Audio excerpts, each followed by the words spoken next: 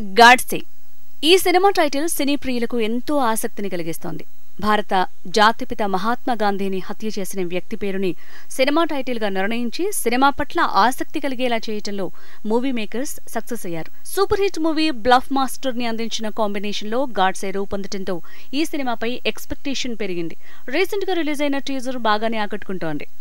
దేశంలోని యువతలో పెరిగిపోతున్న నిరుద్యోగం, ఆ నిరుద్యోగాన్ని తమ ఆయుధంగా ఉపయోగించుకుంటున్న రాజకీయం నేపథ్యంగా గాడ్సేని రూపొందించినట్లు టీజర్ ద్వారా తెలుస్తోంది.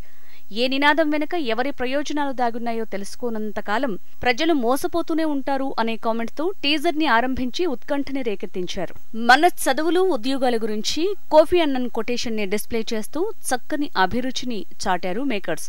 సత్యదేవ్ తన సహజ అభినయంతో గాడ్సేగా టైటిల్ రోల్ ని జస్టిఫై చేసేలాగే ఉన్నాడు. Aishwarya Lekshmi, Nagababu, Tanikella Bharani నటవర్గంగా Godse movie రూపొందింది.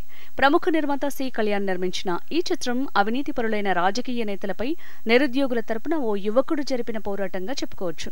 Gopi Ganesh, Pattabhi directorial merits ఇంకెలా ఉంటాయో చూడాలనే ఆసక్తిని ఈ టీజర్ కలిగిస్తోంది.